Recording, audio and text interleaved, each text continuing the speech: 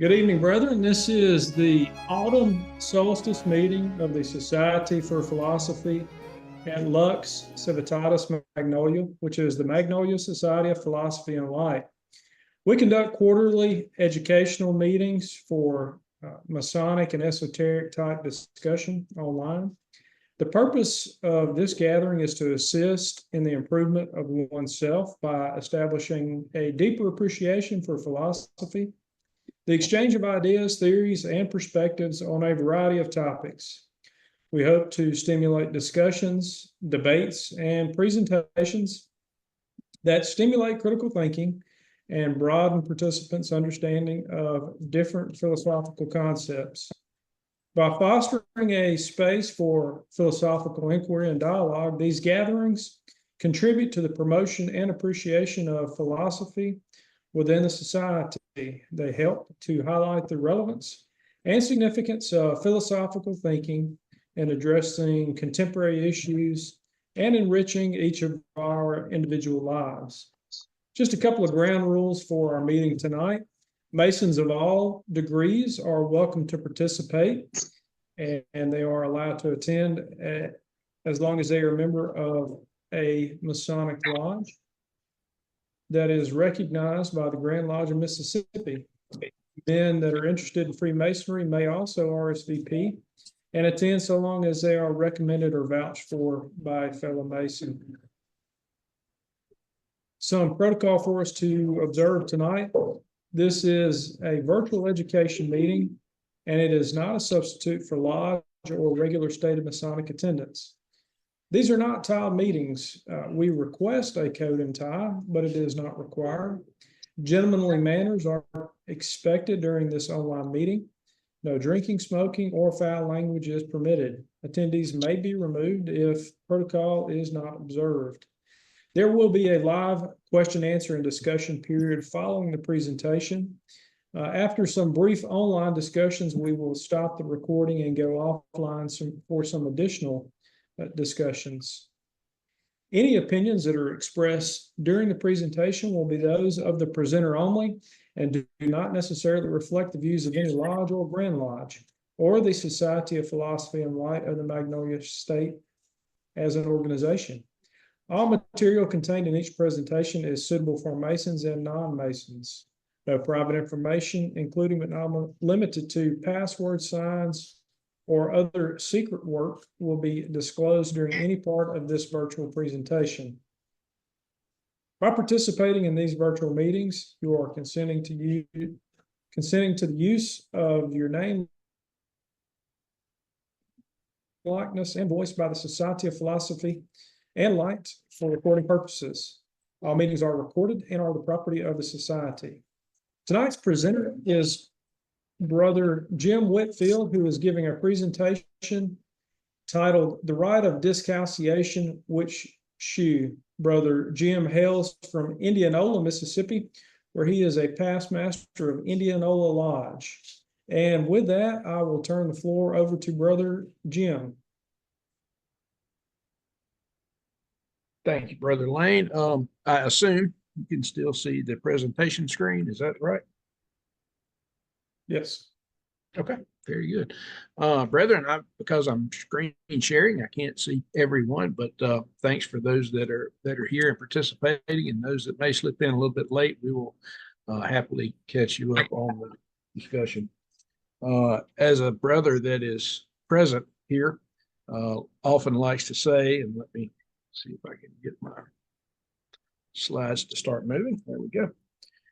Masonic degrees teach us that every figure, every character, and every emblem depicted in a lodge has a moral meaning.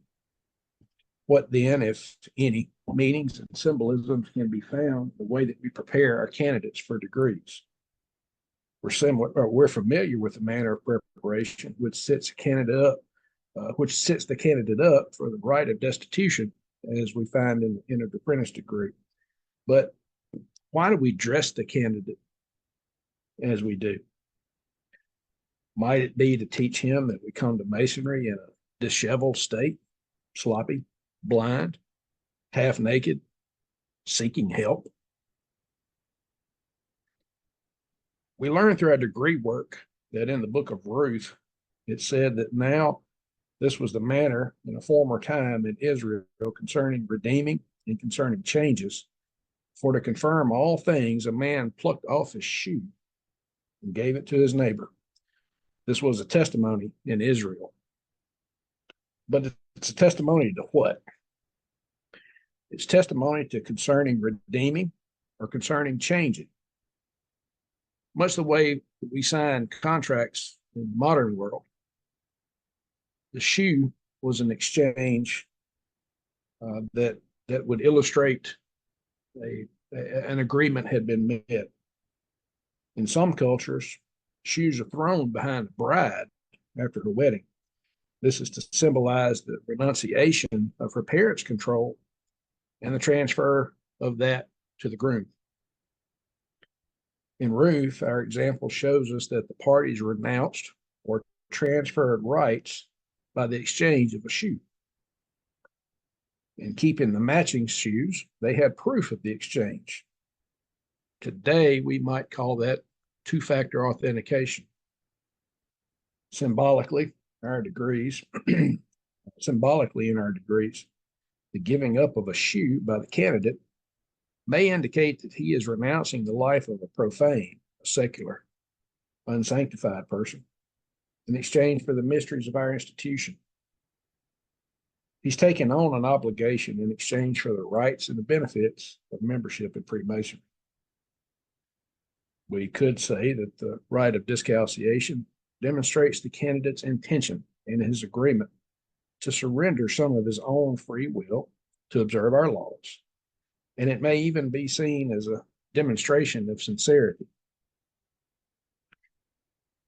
As we move through the degrees, we encounter the giving up of one shoe, then another, and then finally, we're left with bare feet. What can we make of that? In the entered apprentice degree, we learn that the lodge is a symbol of the outer courts of King Solomon's temple. The outer courts of the temple then had several names. They may have been called the court of the Gentiles, may have been called the women's court. Jews of the day wished to keep the inner courts of the temple as ritually clean and pure as possible. Gentiles were welcome in the outer courts, but could not proceed beyond that due to their ritual uncleanliness. A stone fence was erected between the outer and inner courts, with warnings carved in stone promising death to any Gentile who did attempt to cross over. Israelite women were allowed to worship in the outer courts. They could occasionally come into the inner court, but only if they brought a sacrifice. The inner court of the temple was a place where the Israelites waited in silence as their sacrifices were burned. It's here that the people would bless the people of Israel. Finally, the holy place, the Holy of Holies, or the Sanctum Sanctorum, is where the Jews believed that the presence of God himself resides. Here, the high priest was allowed to visit, but only once a year. And then, after ritual cleansing and sacrifice offerings, could he go in. So as we look at that and approach our journey through Masonry, we can start to see some symbolism in the rite of discalceation as we come to the Master Mason's degree. Draw not nigh hither. Put off thy shoes off thy feet. For the place where you stand is holy ground, is what was told to Moses in Exodus. In Joshua, we read that the captain of the Lord's host said unto Joshua, loose thy shoe from off thy foot, for the place where you stand is holy. What do our shoes protect? Certainly, the ground beneath our feet needs no protection. Instead, with this clothing and this hats, and glove, we're protecting ourselves from our environment. If our Sanctum Sanctorum is truly a holy place, why then would we need protection from it? Is it dirty? Is it dangerous to us? The candidate's progression through the 3 degrees of ancient craft masonry, when taken together, is an illustration that could be said of a ritual of purification from the profane, worldly man to one in full knowledge of his obligations to his creator and to his fellow man. Symbolically, with each step, the candidate plucks off his shoe to signify his agreement with our laws, with our usages, with our lessons. For most of his journey, he demonstrates sincerity through the rite of discalceation. But finally, before reaching the goal, he comes to the realization that he's received more and more rights and privileges. And before completing his journey, he comes upon hallowed ground. Is the lodge holy ground? We teach that the great light of masonry is the inestimable gift of God to man, and it is the rule and the guide of our faith. As that great light teaches further, where 2 or 3 are gathered in my name, I am there in the midst of them. Do we not open our lodge in the name of God? If we believe the words of the great light, the great architect then is in our presence in lodge. Holy ground indeed. Take off your shoes, for where you stand is holy ground. It's a very short paper I did put together last year for our lodge. In person, I actually demonstrate that as I talk. The images tonight are just to give you some consideration. And now, gentlemen, I'll open the floor to discussion.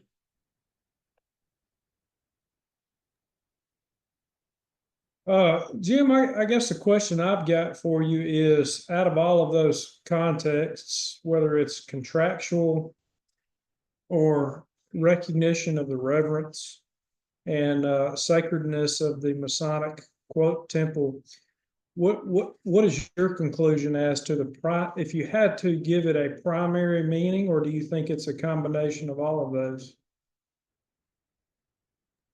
I'll be happy to share the paper.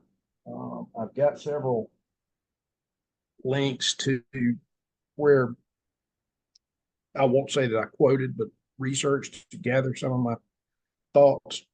And I think the consensus lane is that it's probably, as you said, the combination is not necessarily a contractual thing, but taking the example from Ruth that it is signifying that you're willing to undergo a change, even if temporary, to be permitted to take part in our ceremonies. So that indicates an agreeable disposition on the part of the candidate. Understand being recorded, I don't know that I should go further than that, but I think you can understand where I'm aiming. What did you say can you say again what you said about the taking off the shoes to be a complete pair, and what you meant by that? I'm wondering if there was some significance. No, there was, I don't think there's significance there. It's that we start with one and then the other, and then in the 3rd degree, as we approach the sanctum sanctorum, we are indeed completely barefoot, because we consider that place could be considered as holy ground.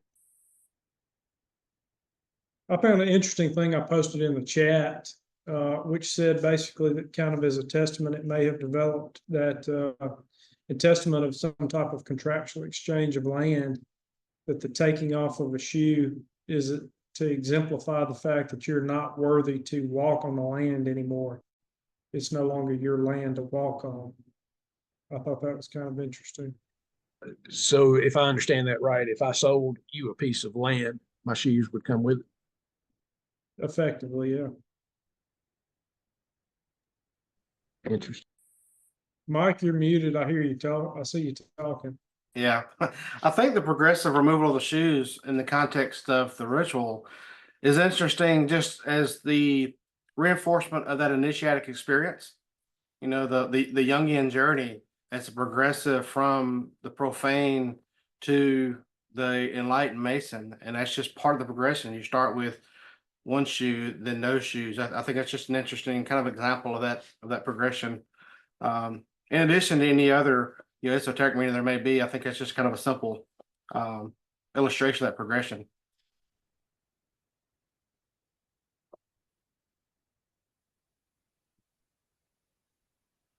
I'd be curious to know if any of the other mystery schools include that as part of their ritual practice. I don't know the answer to that.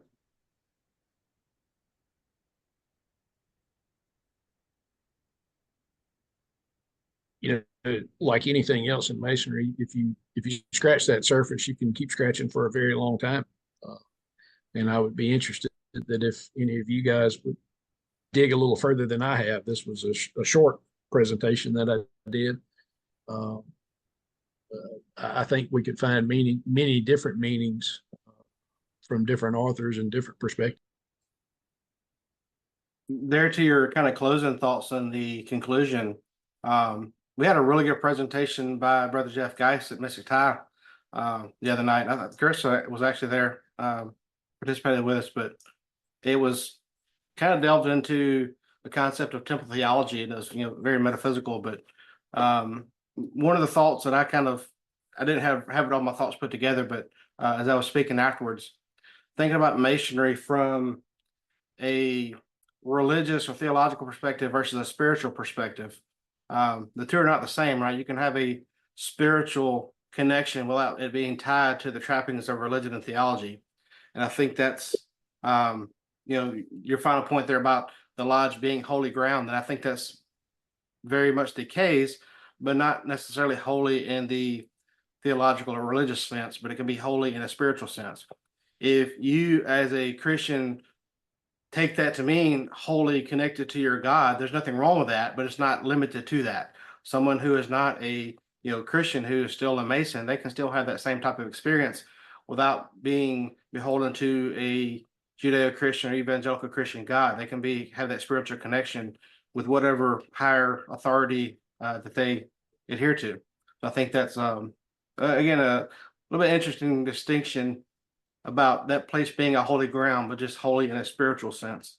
And I think you've got I'm trying to look something up as I reply to you here. I think you've got a very valid point in that.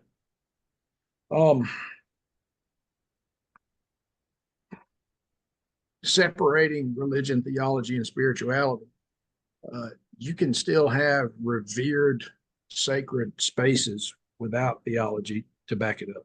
Is that fair to what you were saying? Absolutely, yes.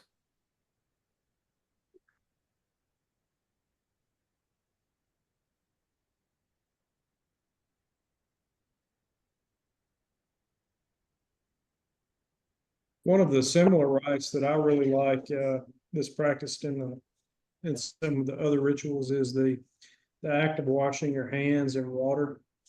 I think that's kind of Illustration, yeah.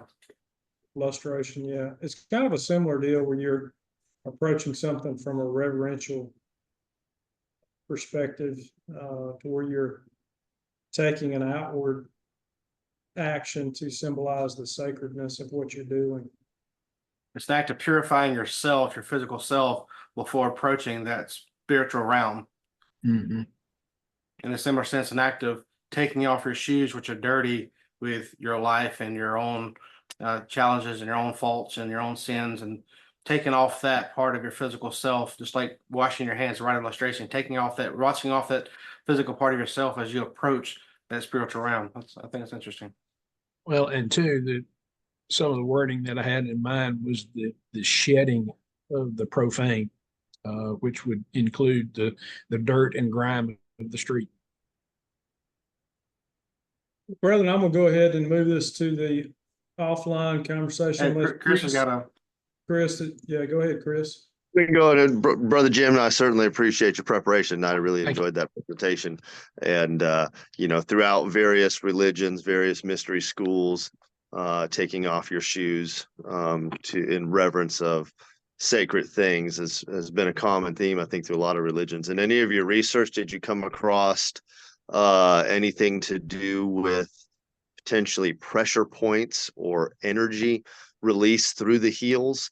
Because there's another side of something there that again, there's pressure points in your heels, and there's this whole movement recently with grounding and people wearing grounding shoes and even little copper pieces that connect them to the energies of the earth. And did you come across anything that tied that to this removing your shoes in a holy place? No, not to directly answer your question. No. However, you bring up a very interesting thought process for me, because the tactile stimulation feedback is totally different bare feet compared to wearing shoes. And Right. you bring up a very, very interesting thing, something that I'm gonna dig around a little bit more on. But when we enter into the lodge for the first time, we are, medals are removed for nothing offensive, defensive. And defensive is easily explained through weapons, but offensive, why would medals be offensive? And there's a whole school of thought that ties that into energy exchange and such, and would also then tie into potentially bare feet on the floor and how that would change energy exchange. Very interesting.